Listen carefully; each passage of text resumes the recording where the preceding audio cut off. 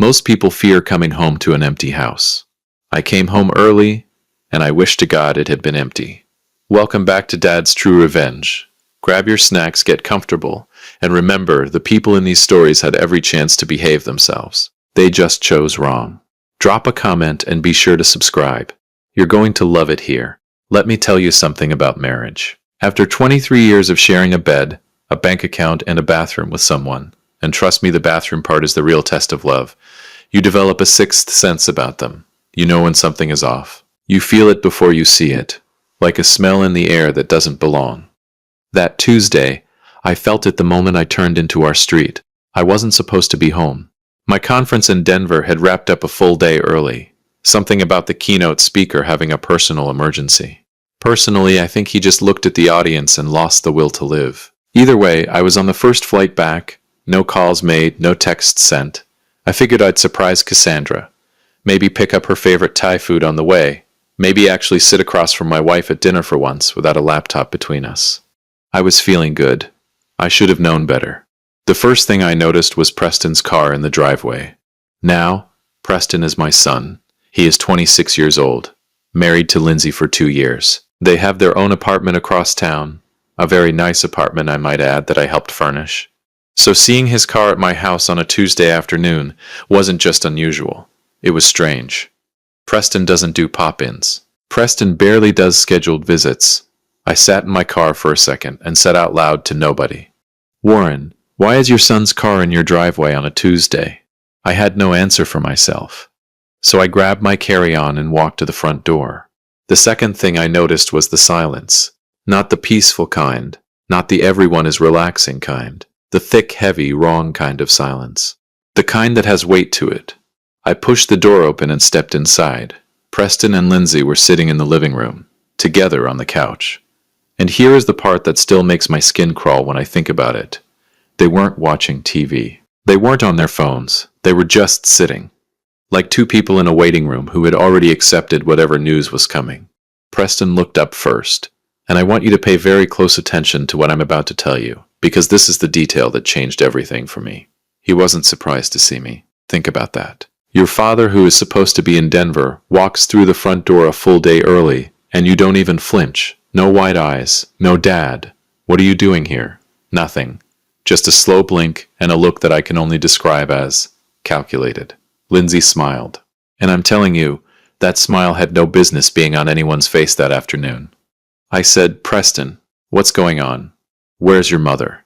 He cleared his throat and said, "Dad, hey, we were actually just about to call you. Were you?" I said it flat, not a question. "Mom had an episode this morning," he said. "She's at Mercy General, but she's stable, so..."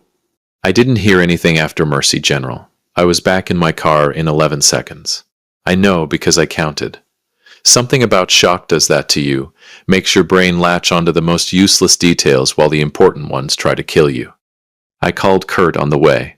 Curtis Barnes has been my best friend since 1987. The man has seen me through a divorce scare, 2 recessions, and the absolute catastrophe that was my attempt at growing a beard in 2009. If there is anyone on this earth who will tell me the truth without wrapping it in bubble wrap first, it's Kurt. He picked up on the second ring. "Warren, what's up, brother?" "Cassandra's in the hospital," I said.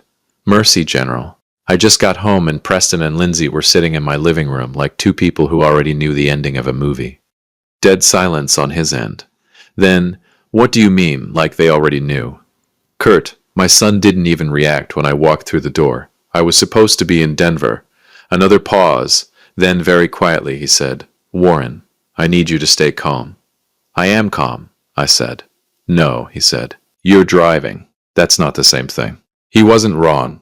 Mercy General was 15 minutes from my house. I made it in 9. I will not be taking questions about that. Dr. Beverly Nash met me at the nurses' station. She was a composed woman, mid-50s, the kind of doctor who delivers hard news with steady eyes and a voice that doesn't wobble. I appreciated that. I needed steady right then. She said, "Mr. Trevor, I'm glad you're here. Your wife was brought in this morning by your son. She presented with severe disorientation, organ stress, and elevated toxicity markers in her blood work." I said, "Toxicity markers?" She said, "Yes, we're running a full panel, But I want to be straightforward with you. The pattern we're seeing isn't consistent with a sudden illness. It suggests something that has been building. Building. That word hit me like a closed fist. I gripped the edge of the nurse's station and said very carefully, "Dr. Nash, are you telling me that something is being done to my wife?" She held my gaze and said, "I'm telling you that we need more answers, and I think you do too." I went in to see Cassandra, and listen, I have seen my wife in every state imaginable. I've seen her laugh so hard she cried. I've seen her furious enough to make me genuinely reconsider my life choices. I've seen her exhausted, radiant, heartbroken, and everything in between. I was not prepared for what I saw in that room. She looked hollowed out, like someone had turned a dial inside her, and slowly, quietly, drained everything that made her Cassandra. The machines beeped, the IV dripped, and my wife, the woman who once chased a contractor out of our kitchen with a wooden spoon for doing shoddy tile work, lay there looking impossibly small. I sat beside her and took her hand, and I made her a promise. I don't make promises lightly. Ask anyone who knows me. I told her, "I'm here, and I'm not leaving until I know exactly what happened to you." I walked back out to the waiting area. Preston and Lindsay had arrived. Of course they had. Preston stood up and said, "Dad, we should talk. There's a lot you don't." I held up one hand, just one, and something in my face must have communicated exactly where we stood, because he stopped mid-sentence. I said, "Not yet." Then I walked to the corner of that waiting room, pulled out my phone, and started doing the one thing they never saw coming. I started locking every single account they had access to. Every single one. And when the notifications started hitting their phones, because I knew they would, I watched Lindsay's face first. That smile she'd been carrying all afternoon. It evaporated. Just like that. Now we were having a conversation. And that right there was the moment I realized whatever was happening to my wife, I had just kicked the hornet's nest. The question was, how many hornets were inside? If you've made it this far, do us one quick favor. Subscribe. A lot of people watch without ever doing it, but it costs you nothing and means everything to us. Thank you, genuinely. Let me tell you something about denial. Denial is comfortable. Denial is warm. Denial will pour you a cup of coffee, sit across from you and tell you that everything is fine, that you're overreacting, that you're paranoid, that the people you love are incapable of the things your gut is screaming at you about. I had lived in denial for probably longer than I care to admit. But sitting in that hospital parking lot at 9:43 at night, with my wife hooked up to machines 30 feet above me, and my son's eyes burned into my memory, I evicted denial. Permanently. Changed the locks and everything. And I called Kurt. He picked up before it even finished the first ring. "Talk to me," he said. "She looks terrible, Kurt," I said, and my voice did something embarrassing on that last word that I will not be elaborating on. The doctor used the word toxicity, said it's been building, not a sudden thing, something gradual. I heard him exhale slowly. Then, "Warren, gradual means deliberate." "I know what it means," I said. And Preston and Lindsay were in the house. They're in the waiting room right now. Silence. Then Kurt said something I will never forget as long as I live. He said, "Brother, you need to think very carefully about who had access to Cassandra's food, her drinks, her medication. Every day. Over the last few months, you need to think about who was around." And that's when it hit me. 4 months ago, Cassandra had twisted her ankle coming down the stairs. Nothing serious. A bad sprain. But Preston had swooped in almost immediately and suggested that Lindsay, who worked part-time and had a flexible schedule, could come by the house every morning to help Cassandra with breakfast and her medications while I was at work. At the time, I thought it was generous. I actually told Kurt, maybe I misjudged that boy. I want to go back in time and slap myself. I went back inside. Preston was standing by the vending machine, arms crossed, wearing an expression I can only describe as a man trying very hard to look innocent and failing at a graduate level. Lindsay was seated, phone face down on her lap. Now, and I need you to understand the significance of this, Lindsay is never without her phone.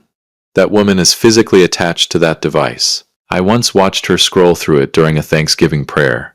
So a face-down phone meant she was either expecting a call she didn't want me to see, or she'd already received one.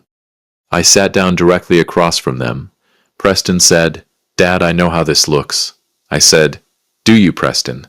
Walk me through exactly how you think this looks, because I am genuinely curious. He shifted in his seat. Mom has been having health issues for a while. We were trying to help. Lindsay was coming by every morning, making sure she ate, took her vitamins. Her vitamins? I repeated. Yes. Which vitamins? He blinked. What? I said, which vitamins? She takes 3 different supplements. Which ones was Lindsay giving her? He looked at Lindsay. Lindsay looked at her lap. And that right there, that 3-second exchange, told me everything I needed to know. I stood up and said, I'm going to need both of you to go home. Preston. I said his name once, quietly, the way my own father used to say mine when I was about to do something I could not take back. Go. Home. Not even close. I sat in that waiting room with a cup of terrible hospital coffee, and I did what any reasonable man who suspects his son and daughter-in-law of poisoning his wife would do. I started digging. I pulled up every bank statement from the last 6 months. And listen, I am not a forensic accountant. I am a 54-year-old man who still finds online banking mildly suspicious. But even I could see that something was wrong. There were withdrawals, small ones at first, 200 here, 350 there, the kind of amounts that don't scream at you, they whisper. But when I added them up, we were looking at close to $11,000 over 5 months. From a joint account that Cassandra and I shared and that Preston had limited access to for emergencies. $11,000. I called Kurt at 2 in the morning. He answered like it was noon. 11,000, I said, without even saying hello. From which account? The joint household account. Small withdrawals. Consistent, like someone who knew exactly how to stay under the radar. Kurt was quiet for a moment. Then, Warren, that's not impulsive. That's planned. That's someone who sat down and thought about how to do this without getting caught. My son, I said. And I'll be honest with you, those 2 words nearly broke me right there in that waiting room at 2 in the morning. My son sat down and planned this. We don't know that for certain yet, Kurt said carefully. Kurt, I know, he said quietly. I know. The next morning, Dr. Beverly Nash found me exactly where she'd left me, in that waiting room, looking like a man who had been through a war and lost. She sat down beside me, which doctors don't typically do, and I noticed, and she said, Mr. Trevor. The full panel came back. I said, tell me straight. She said, your wife has elevated levels of a compound consistent with long-term ingestion of a specific heavy metal. The levels suggest consistent exposure over a period of months. Her kidneys are under significant stress. We've started treatment, and I want to be clear. We caught this. She has a strong chance of recovery. I closed my eyes, just for a second. Then I said, Dr. Nash, if someone were doing this deliberately, how would they administer it? She paused, then very carefully she said, it could be introduced through food, through drink, through supplements, particularly powder-based ones that dissolve easily and have no distinct taste. I heard Preston's voice in my head. Lindsay was coming by every morning, making sure she ate, took her vitamins. I stood up so fast my chair scraped the floor and Dr. Nash put a hand on my arm. Mr. Trevor, I need to make a phone call, I said. I called my attorney first. Then I called the bank and had every remaining account locked, restructured, and password protected with codes that only I and my attorney had access to. I removed Preston's emergency access. I removed the automatic transfers. I removed everything. Within 20 minutes, my phone started ringing. Preston, 4 times. Lindsay, twice. Then a text from Preston that said, Dad, what did you do? Why can't I access anything? Call me back right now. Right now. Caps and everything. I stared at that message for a long time. This was a young man who, as recently as Christmas, had hugged me at the door and told me I was the best father he could have asked for. I had believed him. I had beamed with pride over that. I may have even told Kurt about it. I typed back one sentence. You should have thought about that before you touched my wife. I put my phone in my pocket, and then I walked back upstairs to sit with Cassandra, because she was the only thing that mattered. She was going to wake up. Dr. Nash said so. And when she did, I was going to be the first face she saw. But there was something else now, something cold and focused sitting in my chest where the fear used to be, because I still didn't know why. $11,000 and a poisoned wife don't happen without a reason. People don't do something this calculated, this patient, without a destination in mind. I needed to find out where they were trying to go. I called Kurt one more time that evening. He answered immediately. How's she doing? Stable. Getting treatment. Nash says she'll pull through. Thank God, he breathed. Kurt, I said, I need you to do something for me. I need you to find out if Cassandra recently changed anything. A will.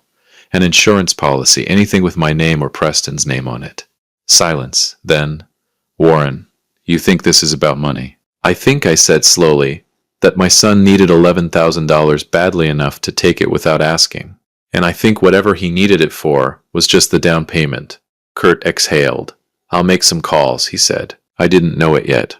But by morning, Kurt was going to find something that would make $11,000 look like pocket change. And it was going to change everything. If you've been listening for a while and want stories like this to keep coming, it really helps if you hit that like button and subscribe.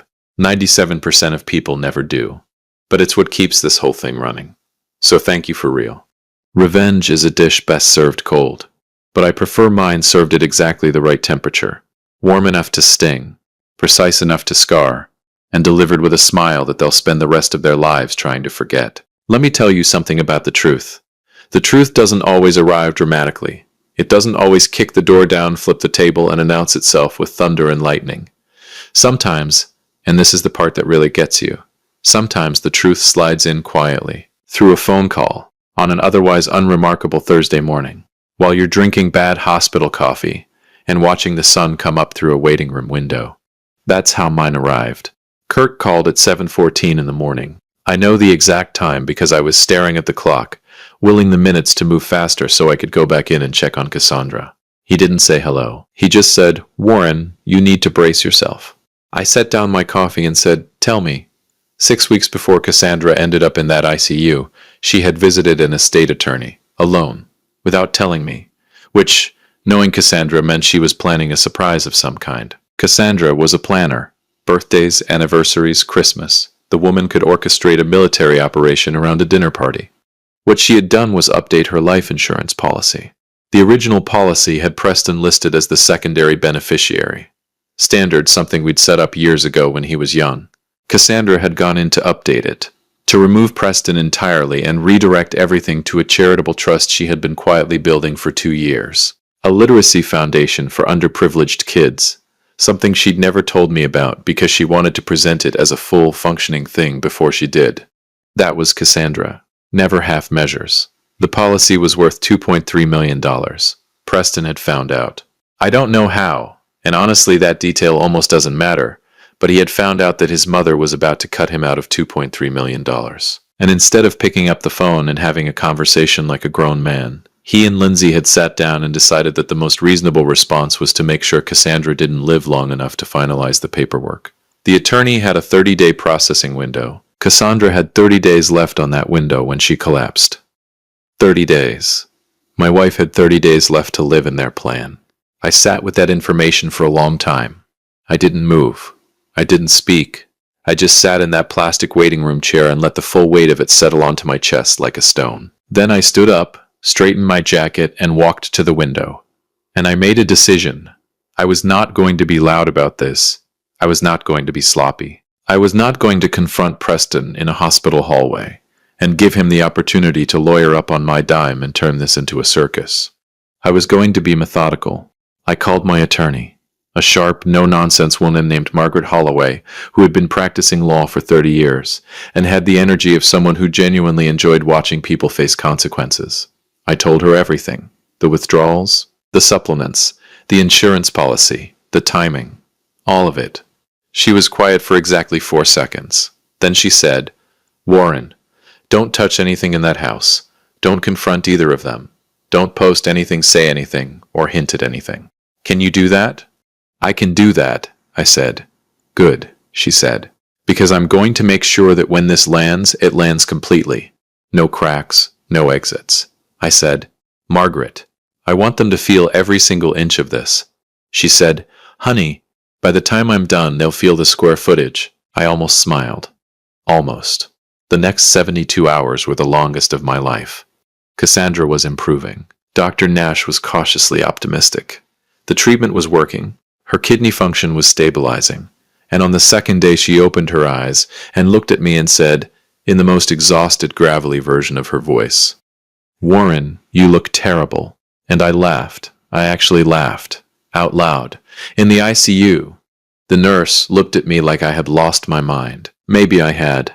But hearing Cassandra's sarcasm, that specific brand of loving, devastating sarcasm that I had taken for granted for 23 years, felt like someone had reached into my chest and restarted something. I leaned forward and said, "You're in the ICU and you're critiquing my appearance?" she said, very weakly but very distinctly.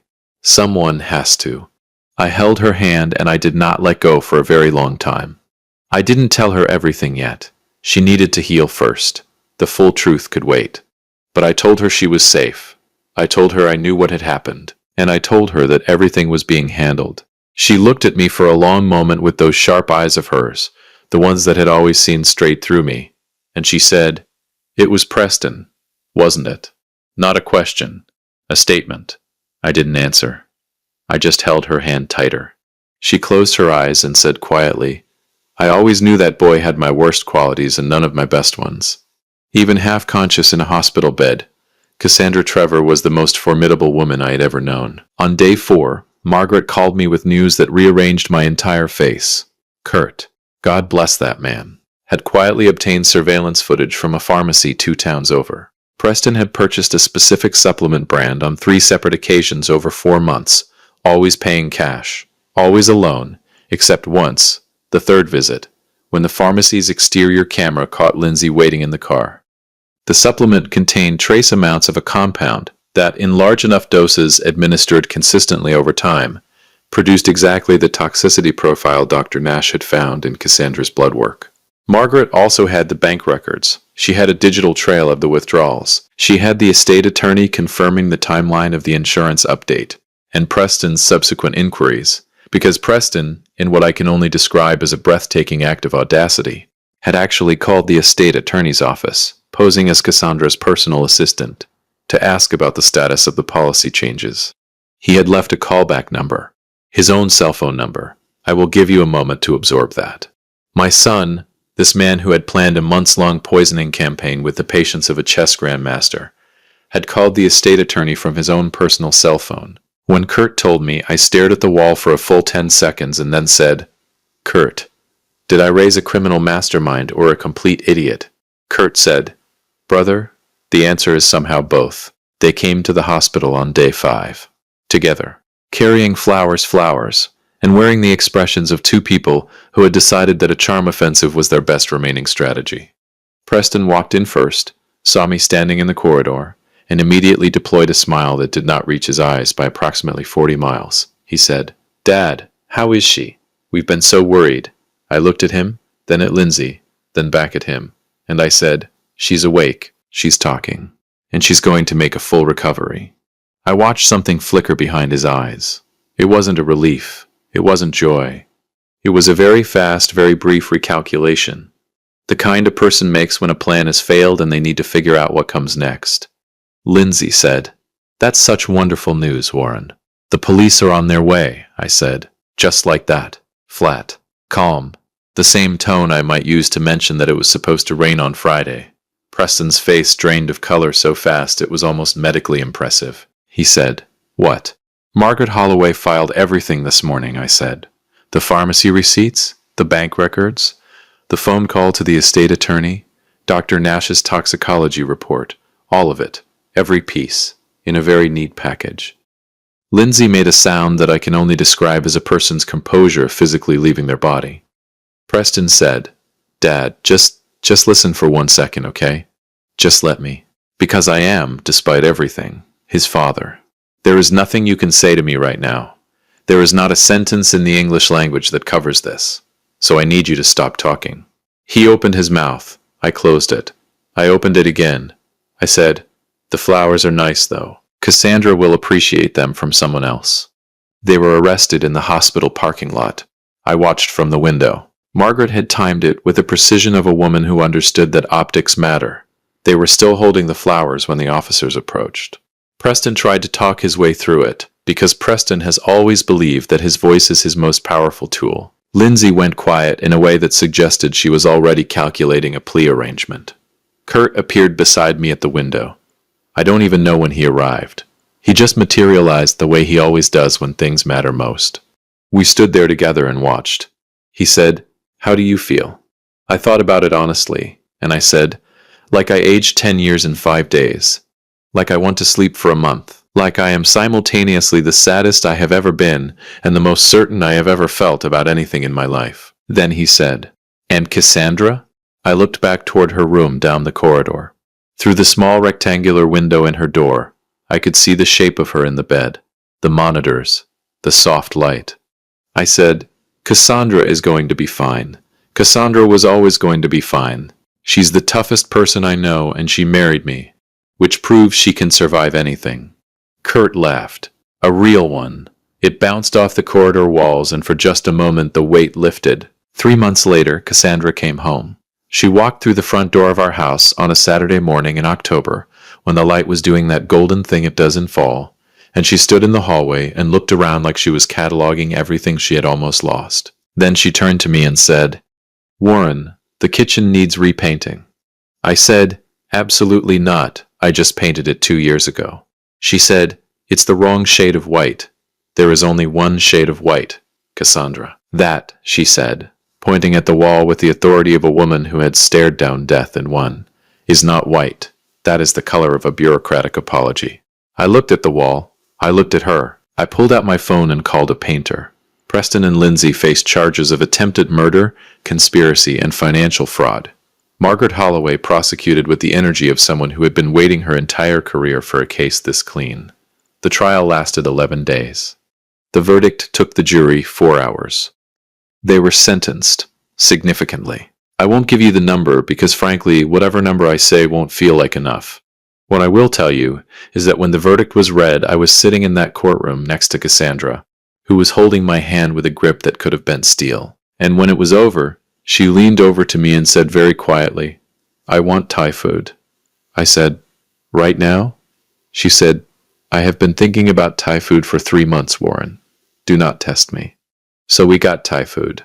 Kurt came, Margaret came, Dr. Beverly Nash, who Cassandra had apparently charmed completely during her recovery, came. We sat around a table, and we ate, and we laughed, and I watched my wife gesture wildly while telling a story, and I thought, there she is.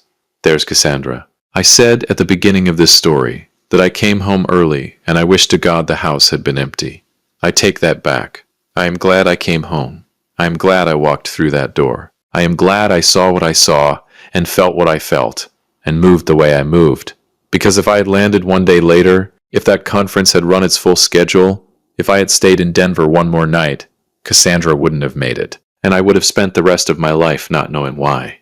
So no, I don't wish the house had been empty. I wish my son had been the man I thought I raised. But you can't control what people choose to become in the dark. You can only control what you do when the lights come on. I came home. I turned the lights on. And I made sure that every single person in that house faced exactly what they had done. That's the job. That's always been the job. If you liked this story, join our community by hitting that like button and subscribing for more real, raw, and family-centered stories. And as always, thank you for being a part of this sphere.